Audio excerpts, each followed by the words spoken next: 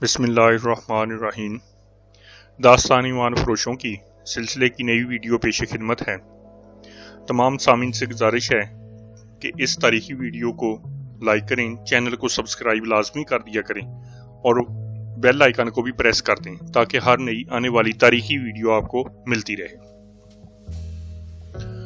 اسی نے میرے دل میں دولت کا لالچ ڈالا، اسی نے میرے دل سے ایمان نکالا تھا، اللہ کا قانون اسے نہیں بخشے گا۔ سلطان یوبی نے کہا، دولت کا نشہ عارضی ہوتا ہے، ایمان کی قوت مر کر بھی ختم نہیں ہوتی۔ میری ایک عرض سن لے۔ آزر نے کہا، میرا باپ کوئی دولت مند انسان نہیں تھا، دولت کا پرستار تھا۔ میری دو بہنیں جوان ہوئیں تو اس نے دونوں کو دومرہ کے حوالے کر دیا اور دربار میں جگہ حاصل کر لی۔ اس نے اپنی بیٹیوں کی بہت زیادہ قیمت وصول کی، پھر وہ مخبری اور غیبت کرنے لگا۔ مجھے بھی اس نے اسی کام پر لگا لیا اور میرے دل میں دولت کا لالچ پیدا کر دیا۔ نور الدین زنگی کی وفات کے بعد میرے باپ نے اور زیادہ اونچی حیثیت حاصل کر لی۔ وہ اب تجربہ کار سازشی اور جوڑ توڑ کا ماہر ہو گیا تھا۔ اس وقت تک وہ خاصی جاگیر حاصل کر چکا تھا۔ آپ کی فوج آئی تو الملک الصالح اور اس کے درباری عمرا اور جگیردار دمشق سے بھاگ گئے۔ ان میں میرا باپ بھی تھا۔ میں کسی ارادے کے بغیر ہی دمشق میں رہ گیا تھا۔ کچھ دنوں بعد حلب سے ایک آدمی آیا۔ وہ میرے باپ کا یہ پیغام لایا کہ میں جاسوسی کا کام شروع کر دوں۔ وہ آدمی مجھے دمشق میں ہی اس اڈے پر لے گیا جس کی میں نے نشاندہی کی ہے۔ وہاں مجھے بہت سی رقم دی گئی اور 2-3 دنوں میں بتا دیا گیا کہ مجھے کیا کرنا ہے اور کس طرح کرنا ہے۔ میں اس گروہ میں شامل ہو گیا، خوب عیش و عشرت کی۔ ایک روز ہمارے سرگنا نے ہمیں کہا کہ محاذ پر رضا کر جا رہے ہیں، 3-4 آدمی ان میں شامل ہو جاؤ۔ ہم 3 آدمی شامل ہو گئے، 2 پہلے ہی یہاں آ گئے تھے۔ پھر مجھے حکم ملا کہ میں بھی یہاں ہوں اور آپ کی فوج کی ساری کیفیت دیکھ کر تمام معلومات مشترکہ کمان تک پہنچاؤں۔ میں آ گیا۔ میرے ساتھی یہاں کا نقشہ تیار کر چکے تھے۔ انہوں نے یہ بھی معلوم کر لیا تھا کہ آپ اپنے دشمن کی فوج کو اس جگہ لا کر لڑانا چاہتے ہیں جو چٹانوں میں گری ہوئی ہے۔ میں نے چٹانوں پر چھپے ہوئے آپ کے تیر انداز اور منجنیقیں بھی دیکھ لی تھی۔ اس کے آنسو بہنے لگے۔ اس نے کہا، میں پکڑا گیا ہوں تو محسوس کیا ہے کہ میں گناہ کر رہا تھا۔ آپ کی باتوں نے میرے اندر ایمان کی حرارت بیدار کر دی ہے۔ اگر میرا باپ اپنی بیٹیوں کو بیچ کر دولت مند نہ بنتا تو میرا ایمان قائم رہتا۔ یہ گناہ میرے باپ کا ہے۔ سلطان، آپ کا اقبال بلند ہو، مجھے گناہ کا کفارہ ادا کرنے کا موقع دو۔ سلطان یوبی نے حسن بن عبداللہ کو اشارہ کیا تو آزر کو خیمے سے باہر لے گئے۔ اسی روز آزر کو دمشق روانہ کر دیا گیا۔ اس کے ساتھ 2 محافظ تھے، تینوں گھوڑوں پر سوار تھے۔ آزر کے ہاتھ رسی سے بندھے ہوئے تھے۔ سورج غروب ہونے سے ذرا پہلے وہ آدھا راستہ طے کر چکے تھے۔ رات کے لیے رکنا تھا۔ راستے میں دونوں محافظوں سے سنتے رہے تھے کہ اس کا جرم کیا ہے۔ آزر نے ان کے ساتھ جذباتی سی باتیں کر کے انہیں متاثر کر لیا تھا۔ شام کے وقت آزر نے انہیں کہا کہ تھوڑی سی دیر کے لیے وہ اس کے ہاتھ کھول دیں۔ محافظوں نے اس خیال سے اس کے ہاتھ کھول دیے کہ یہ نہتا ہے، بھاگ کر کہاں جائے گا۔ انہوں نے دوسری احتیاط یہ کی کہ اسے گھوڑے سے اتار لیا۔ وہ پیدل تو بھاگ نہیں سکتا تھا۔ وہ بیٹھ گئے اور ان کے پاس کھانے کے لیے جو کچھ تھا کھانے لگے۔ آزر نے موقع دیکھ لیا اور اچانک اٹھ کر بہت ہی تیزی سے دوڑا۔ گھوڑے قریب ہی کھڑے تھے۔ آزر ایک ثانیے میں گھوڑے پر سوار ہو گیا۔ محافظ پہنچ تو گئے لیکن آزر نے گھوڑے کو ایڑ لگا کر رخ ان کی طرف کر دیا۔ وہ دونوں ادھر ادھر ہو گئے اور اپنے گھوڑوں تک بر وقت نہ پہنچ سکے۔ جتنی دیر میں وہ گھوڑوں پر سوار ہوئے اتنی دیر میں آزر بہت سا فاصلہ حاصل کر چکا تھا۔ محافظوں نے گھوڑے بگائے لیکن اب تک بے سود تھا۔ شام گہری ہونے لگی تھی، زمین اونچی نیچی تھی، کہیں کہیں ٹیلے اور چٹانیں بھی تھیں۔ محافظ دور تک گئے مگر آزر غائب ہو چکا تھا۔ دوسرے دن دونوں محافظ سر جھکائے ہوئے، شکست خوردہ اور بری طرح تھکے ہوئے حسن بن عبداللہ کے پاس پہنچے۔ ایک نے کہا، ہمیں گرفتار کر لیں، قیدی بھاگ گیا ہے۔ انہوں نے یہ بھی بتا دیا کہ قیدی کے کہنے پر انہوں نے اس کے ہاتھ کھول دیے تھے۔ حسن بن عبداللہ نے انہیں حراست میں لے لیا لیکن گھبراہٹ سے اس کا پسینہ نکل آیا کیونکہ آزر معمولی قسم کا قیدی نہیں تھا۔ وہ سلطان یوبی کا سارا پلان اپنے ساتھ لے گیا تھا۔ فتح و شکست کا دارومدار اس پلان پر تھا۔ حسن بن عبداللہ سلطان یوبی کو بتانے سے ڈر رہا تھا کہ پکڑا ہوا جاسوس ہاتھ سے نکل گیا ہے اور اپنے سارے منصوبے بیکار ہو گئے ہیں۔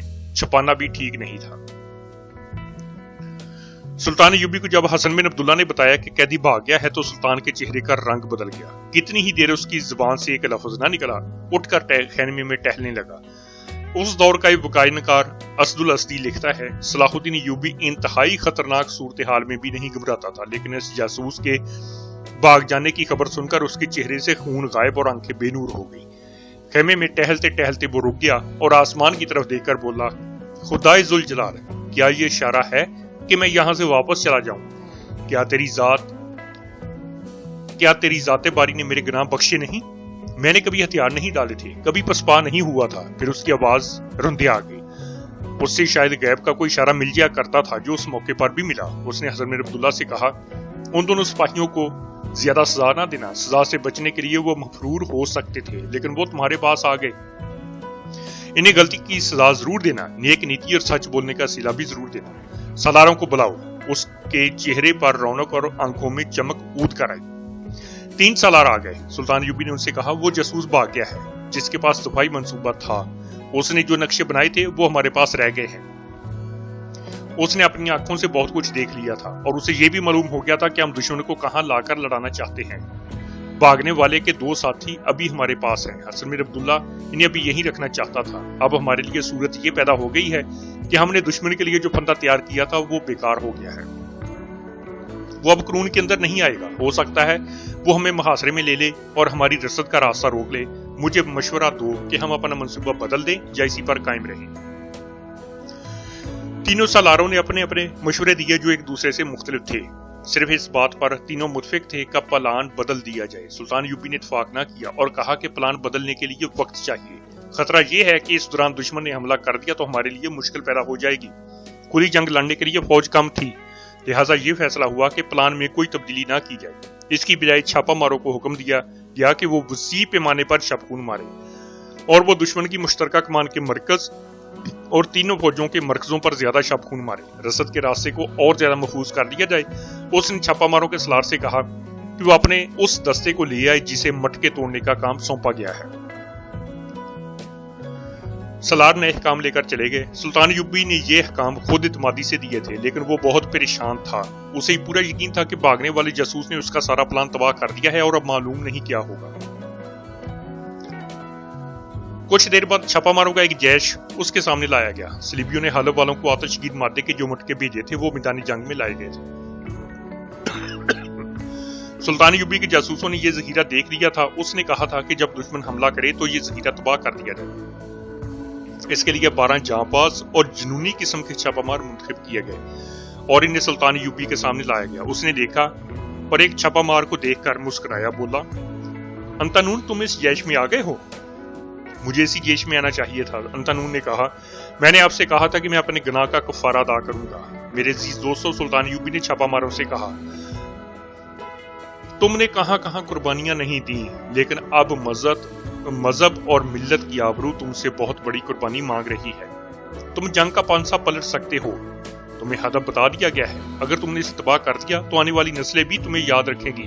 تم دیکھ رہے ہو کہ اپنی فوج تھوڑی ہے اور دشمن کے 3 لشکر ہیں۔ ان سے اپنی فوج کو تم بچا سکتے ہو۔ ہم مذہب اور ملت کو مایوس نہیں کریں گے، چھاپا ماروں کے کمانڈر نے کہا۔ انہیں چند اور ہدایات دے کر رخصت کر دیا گیا۔ اگلی صبح ایک سوار سر پر گھوڑا دوڑاتا آیا۔ سلطان ایوبی ابھی اپنے خیمے میں تھا۔ سوار نے اطلاع دی کہ دشمن آ رہا ہے، فاصلہ 1 میل رہ گیا ہے۔ رخ قرون کی طرف تھا۔ اتنے میں ایک اور سوار آ گیا۔ اس نے اطلاع دی کہ دائیں طرف سے بھی دشمن کی فوج آ رہی ہے۔ اس فوج کے رخ سے سلطان ایوبی نے اندازہ لگایا کہ دائیں پہلو پر آ رہی ہے۔ اس پہلو کے متعلق سلطان ایوبی کو پریشانی تھی۔ وہ اب اور زیادہ پریشان ہو گیا۔ اس کے اصحاب پر آزر جاسوس سوار تھا جو نہایت قیمتی راز لے کر چلا گیا تھا۔ اس نے اندازہ لگایا کہ یہ جاسوس گزشتہ رات پہنچا ہوگا اور اس کی معلومات پر دشمن نے حملہ کر دیا ہے۔ سلطان ایوبی نے تیاری کا حکم دے دیا۔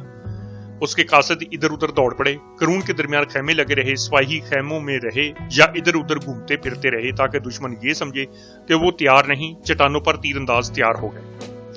دشمن کی رفتار تیز تھی۔ اس کے ہراول نے دیکھا کہ خیمے ابھی تک کھڑے ہیں تو ہراول نے اس خیال سے کہ انہوں نے سلطان ایوبی کی فوج کو بے خبری میں آ لیا ہے، پیچھے خبر دے دی کہ رفتار تیز کرو۔ سلطان ایوبی ایک بلند چٹان پر چلا گیا جہاں سے سارا منظر اور دائیں طرف کا میدان بھی نظر آ رہا تھا۔ یہ دیکھ کر وہ حیران رہ گیا کہ گمشدگین کی فوج سیدھی قرون کی طرف آ رہی ہے۔ سلطان ایوبی کے سپاہیوں نے ہدایات کے مطابق اپنے گھوڑوں پر زینے اس وقت ڈالی جب دشمن بالکل قریب آ گیا۔ پیادوں نے آگے بڑھ کر چند ایک تیر چلائے۔ ادھر سے للکار سنائی دینے لگی، کچل دو، کسی کو زندہ نہ چھوڑو، صلاح الدین ایوبی کو زندہ پکڑو، سر کاٹ لو۔ سلطان ایوبی کے سوار آگے بڑھے مگر پیچھے کو آ گئے۔ پیادوں اور سواروں نے حملے کی اگلی صف کا مقابلہ کیا اور لڑتے لڑتے پیچھے ہٹتے آئے، حتیٰ کہ تمام حملہ آور دستے قرون کے اندر اسی پھندی میں آ گئے جہاں انہیں سلطان ایوبی لانا چاہتا تھا۔ چٹانوں میں گرا ہوا یہ میدان 1.5 میل کے لگ بھگ وسیع اور عریض تھا۔ یوں ہی دشمن اندر آیا، دونوں طرف کی چٹانوں سے اس پر تیروں کا مینہ برسنے لگا۔ دشمن کے گھوڑے تیر کھا کر بدکتے، منہ زور ہوتے اور اپنے ہی پیادوں کو کچلتے پھرتے تھے۔ دشمن کے کمانڈر سمجھ نہ سکے کہ یہاں خیموں میں جو فوج تھی وہ کہاں غائب ہو گئی ہے۔ انہیں معلوم نہیں تھا کہ آگے چٹانوں میں ایک کٹاؤ ہے جو ایک وادی میں چلا جاتا ہے اور سلطان ایوبی کی فوج اس میں لاپتہ ہوتی جا رہی ہے۔ میدان میں خیمے کھڑے تھے جن کی رسیاں رکاوٹ پیدا کر رہی تھی۔ تھوڑی دیر بعد فلیتوں والے آتشی تیر آنے لگے جو خیموں پر چلائے جا رہے تھے۔ انہوں نے خیموں کو آگ لگا دی اور میدانی جنگ سے شعلے اٹھنے لگے۔ دشمن کے کمانڈروں کے لیے بڑی مشکل پیدا ہو گئی، ان کی جمعیت بکھر گئی، دستے گڑمڑ ہو گئے تھے۔ گھوڑوں کے ہنہنانے کا، زخمیوں کی چیخو پکار کا اور کمانڈروں کے واویلے اور للکار کا اتنا زیادہ شور تھا کہ آوازوں کو الگ کر کے سمجھنا ناممکن تھا۔ کم و بیش 2 گھنٹے دشمن کے سپاہی افراتفری کی کیفیت میں اور ان کے کمانڈر نے سنبھالنے کی کوشش میں سلطان ایوبی کے تیر اندازوں سے زخمی اور ہلاک ہوتے رہے۔ وہ بھی آخر مسلمان سپاہی تھے۔ عسکری جذبہ انہیں پسوا نہیں ہونے دے رہا تھا۔ ان میں سے کئی ایک ان چٹانوں پر چڑھنے لگے جہاں سے تیر آ رہے تھے۔ یہ ان کی دلیری کا مظاہرہ تھا، لیکن اوپر سے آئے ہوئے تیر انہیں پتھروں کی طرح لڑکا رہے تھے۔ بہت ہی مشکل سے دشمن کے دستوں کو پیچھے ہٹنے کا حکم دیا گیا۔ انہیں پیچھے ہٹنا ہی تھا، مگر پیچھے ہٹے تو انہیں پتا چلا کہ عقب میں سلطان ایوبی کی فوج کھڑی ہے۔ اعلان ہونے لگے، ہتھیار ڈال دو، تم ہمارے بھائی ہو، ہم تمہیں ہلاک نہیں کریں گے۔ ان اعلانات کے ساتھ ساتھ گھوڑے بڑھتے اور پھیلتے آ رہے تھے۔ گمشدگی کے گرے ہوئے سپاہیوں میں اب لڑنے کا دمخم نہیں رہا تھا۔ ان میں سے آدھے مارے گئے یا زخمی ہو گئے تھے۔ جو زندہ تھے ان پر دہشت طاری ہو گئی تھی۔ وہ کچھ اور توقع لے کر آئے تھے۔ انہیں بتایا گیا تھا کہ یہ بڑی سہل فتح ہوگی، مگر ان کے لیے میدان جنگ جہنم بن گیا۔ انہوں نے ہتھیار پھینکنے شروع کر دیے۔ سلطان ایوبی کی یہ چال تو کامیاب رہی، لیکن دوسری طرف دشمن نے اس کے لیے مشکل پیدا کر دی۔ یہ دائیں پہلو کا وہی میدان تھا جن کے متعلق اسے شروع سے ہی فکر تھی۔ اس طرف سے صحرائی آندھی کی طرح دشمن کی فوج آ رہی تھی۔ اس کے مقابلے میں سلطان ایوبی کے مختصر سے 2 دستے تھے۔ حملہ آوروں کے جھنڈے نظر آنے لگے۔ یہ حلب کی فوج تھی۔ سلطان ایوبی نے حلب کا محاصرہ کر کے اس فوج کے جوہر دیکھے تھے۔ اسے معلوم تھا کہ یہ فوج گمشدگین اور سیف الدین کی فوج سے مختلف ہے۔ فنی مہارت اور شجاعت کے لحاظ سے یہ فوج یقیناً برتر تھی۔ سلطان ایوبی نے اپنے آپ کو کبھی فحش فہمیوں میں مبتلا نہیں کیا تھا۔ وہ فوراً جان گیا کہ اس کے یہ دستے اس فوج کو نہیں روک سکیں گے۔ وہ اپنے ریزرو کو بھی استعمال نہیں کرنا چاہتا تھا۔ اس نے دماغ کو حاضر رکھا۔ اپنے پاس کھڑے سالاروں کو اس نے کوئی ہدایہ دے کر بھیج دیا۔ اس نے ریزرو ٹروپس کے علاوہ منتخب سواروں کا ایک دستہ اپنے ساتھ رکھا ہوا تھا۔ اس طرف والی چٹان پر جو تیر انداز تھے ان کے کمانڈر کو حکم بھیجا کہ قرون سے ہٹ کر منہ پیچھے کر لیں۔ وہ اسی پوزیشن سے نئے حملہ آوروں کو نشانہ بنائیں۔ اس نے اپنے منتخب سواروں کے کمانڈر کو حکم دیا کہ دستہ میدان میں لاؤ، میں خود کمان کروں گا۔ نہایت تھوڑے وقت میں وہ چٹان سے اترا۔ اس کا دستہ تیار تھا، وہ بھی میدان میں آ گیا۔ سلطان ایوبی میدان جنگ میں اپنا جھنڈا نہیں لہرایا کرتا تھا تاکہ دشمن کو پتہ نہ چل سکے کہ وہ کہاں ہے، لیکن اس موقع پر اس نے بلند آواز سے کہا، میرا جھنڈا اونچا رکھو۔ قاضی بہاؤالدین شداد اپنی یادداشتوں میں لکھتا ہے، اس مارکے میں اپنا جھنڈا چڑھا کر صلاح الدین ایوبی اپنے دستوں کو بتانا چاہتا تھا کہ ان کی کمان اور قیادت سلطان خود کر رہا ہے، اور وہ حلب کے ہمراولوں کو بھی بتانا چاہتا تھا کہ ان کا مقابلہ صلاح الدین ایوبی کے ساتھ ہے۔ سلطان ایوبی نے اشعار اور الفاظ مقرر کر رکھے تھے۔ اس نے نہایت تیزی سے سواروں کو اس ترتیب میں کر دیا کہ 2 گھوڑے آگے، 4 پیچھے، ان کے پیچھے 6، ان کے پیچھے 8 اور باقی تمام 8 کی ترتیب میں رہے۔ لیکن اس نے ترتیب کہیں کھڑے ہو کر نہیں بنائی، بلکہ 3-4 صفوں میں دوڑتے گھوڑ سواروں کو اس ترتیب میں ہونے کا حکم دیا تھا۔ سامنے سے دشمن صف در صف پھیلا ہوا آ رہا تھا۔ قریب جا کر سلطان ایوبی کے سوار اس ترتیب میں ہو گئے۔ تصادم اس طرح ہوا کہ یہ گھوڑ سوار ایک کیل کی طرح دشمن کے لشکر میں داخل ہو گئے۔ سلطان ایوبی اس ترتیب کے درمیان میں تھا۔ دشمن کے گھوڑ سوار دائیں بائیں سے آگے نکل گئے۔ راستے میں جو آیا اسے برچھیوں سے مجروح کرتے گئے۔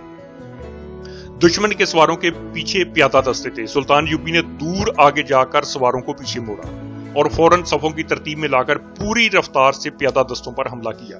پیادوں نے مقابلہ تو بہت کیا، لیکن گھوڑے اور سوار انہیں روندتے اور کاٹتے آگے نکل گئے۔ سلطان ایوبی کے پیادہ دستے سامنے تھے۔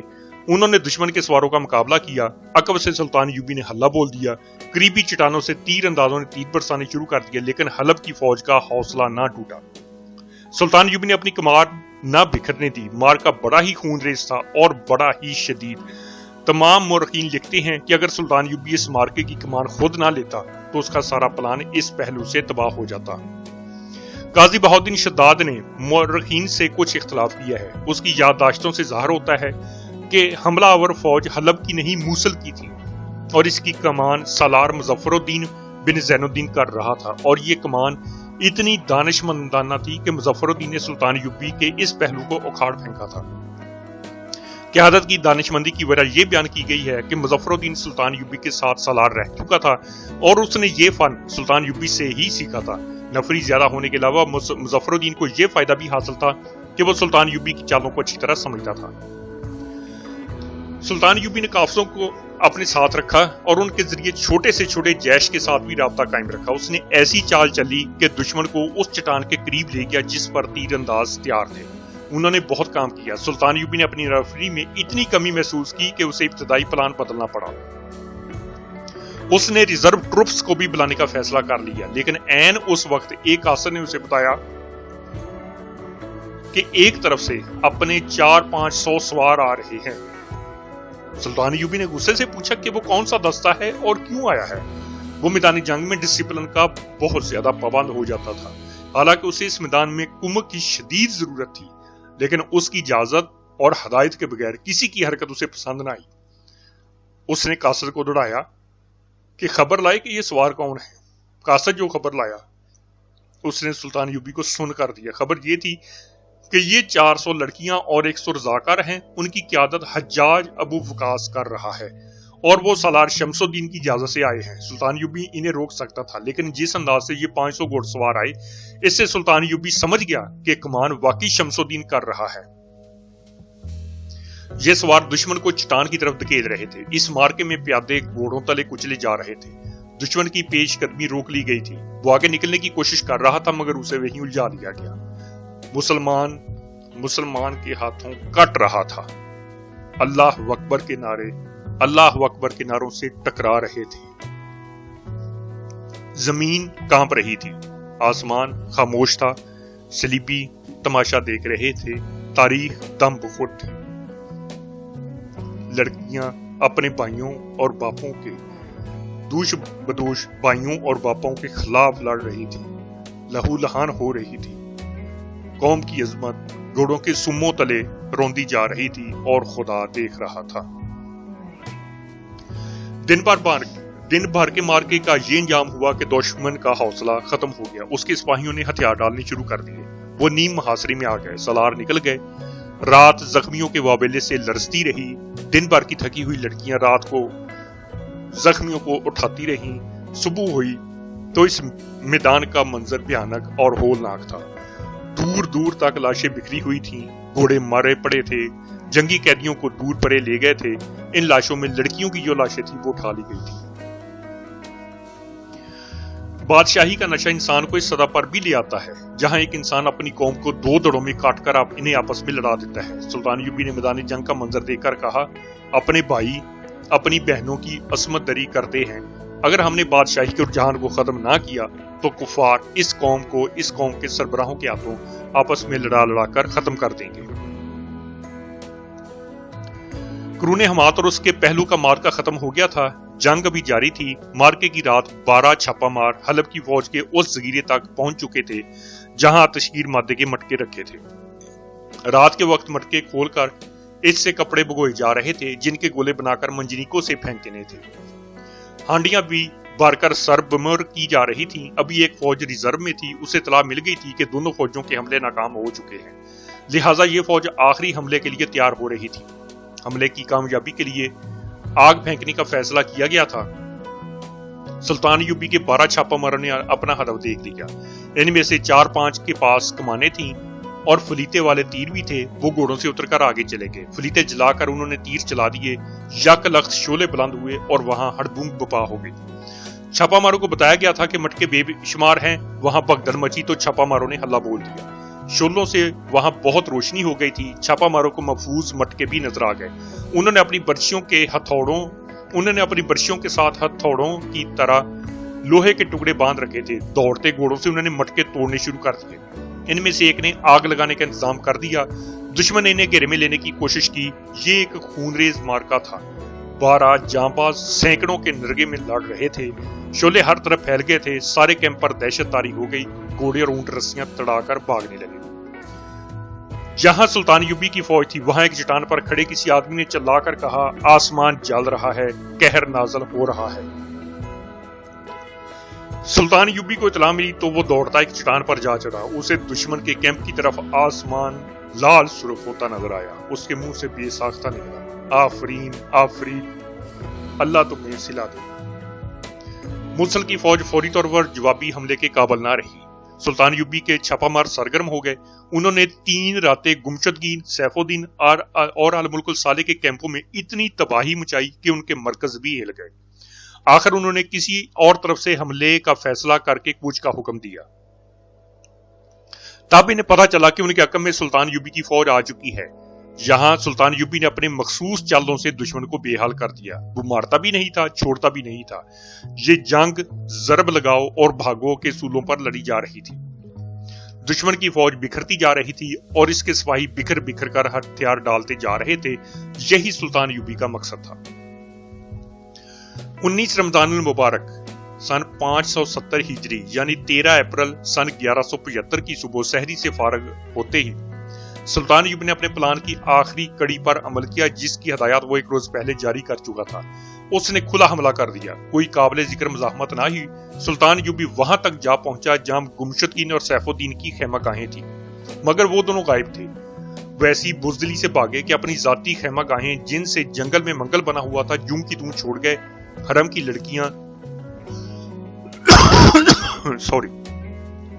لڑکیاں ناچنے گانے والیاں اور ان کے سازندے وہی تھے. سلطان یوبی کی فوج گئی تو لڑکیاں خوف سے ادھر ادھر بھاگنے لگی. انہیں پکڑ کر سلطان یوبی کے سامنے لے جایا گیا. اس نے ان تمام کو رہا کر کے دمشق بھیجنے کا انتظام کر دیا. دلچسپ خیمہ گاہ والی موصل سیف الدین کی تھی. وہاں لڑکیوں کے علاوہ خوشنما پنجرے بھی تھے جن میں رنگ برنگے پرندے بند تھے.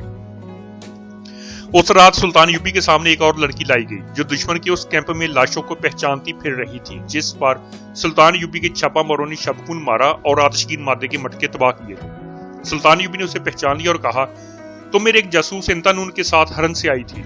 جی ہاں، اس نے کہا، میرا نام فاطمہ ہے، میں لڑکیوں کی فوج کے ساتھ دمشق سے آئی ہوں. وہ زخمی بھی تھی.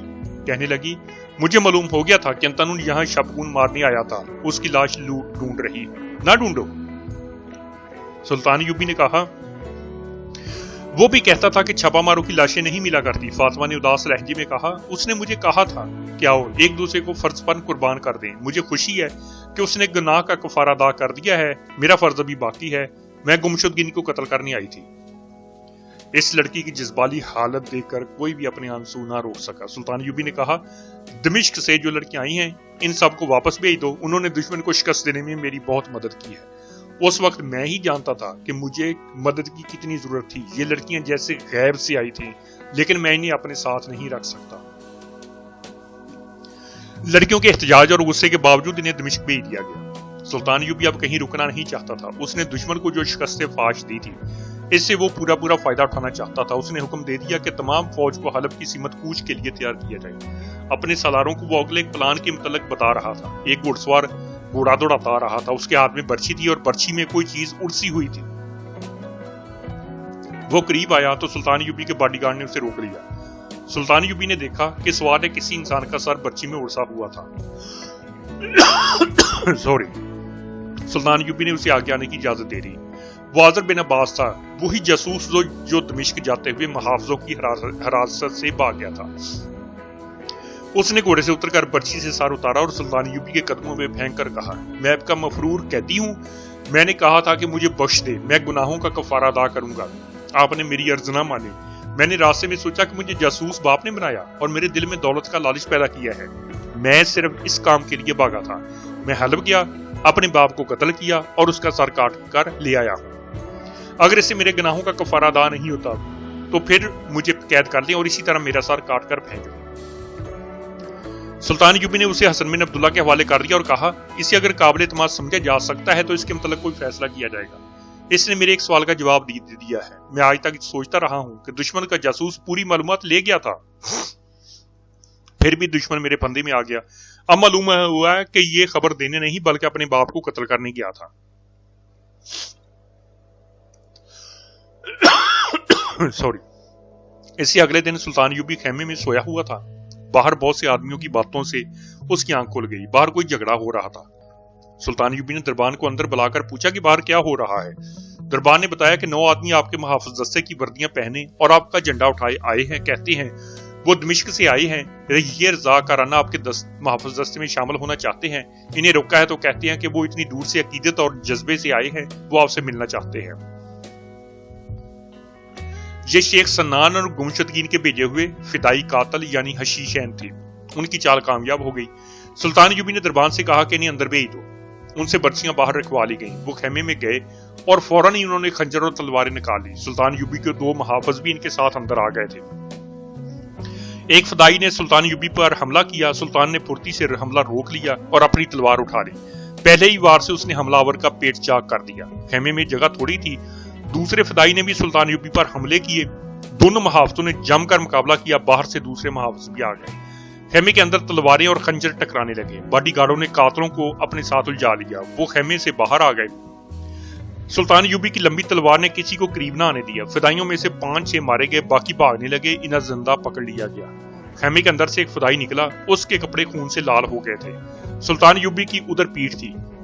जख्मी फिदाई ने पीछे से सुल्तान पर हमला किया। एक बॉडीगार्ड ने बर वगैरह देख लिया। वो चिल्लाया, सुल्तान नीचे, और हमलावर की तरफ दौड़ा। सुल्तान यूबी फौरन बैठ गया। कातल की तलवार हवा को काटती सुल्तान के ऊपर से गुजर गई। बॉडीगार्ड ने फिदाई के पहलू में बर्ची उतार दी। वो तो पहले ही जख्मों से मर रहा था। वो गिरा और मच गया। सुल्तान यूबी इस हमले से भी बाल बाल बच गया। बाद यूरोपी मौरखों ने लिखा है कि सुल्तान यूबी पर यह कातलाना हमला करने वाले उसके अपने बॉडीगार्ड थे, जो एक अरसे से उसके साथ थे। लेकिन उस दौर के वकाई नगारों की तहरीरों से शकूक रफा हो जाते हैं। काजी बहाउद्दीन शद्दाद ने और एक मिस्री वकाई नगार मोहम्मद फरीद अबू हदीद ने लिखा है कि ये शेख सन्नान के भेजे हुए 9 फिदाई थे, जो हलफ उठाकर आए थे कि सुल्तान यूबी को कत्ल करेंगे वरना जिंदा नहीं लौटेंगे। वो सुल्तान यूबी को तो कत्ल ना कर सके, अलबत्ता उनमें से जिंदा कोई भी ना लौटा। जो जिंदा रहे इन्हें सजाए मौत दे दी गई। इसके साथ ही आज की ये वीडियो यहीं पर खत्म होती है। इंशाल्लाह जल्द ही दोबारा नई वीडियो के साथ हाजिर होंगे। अल्लाह हाफिज।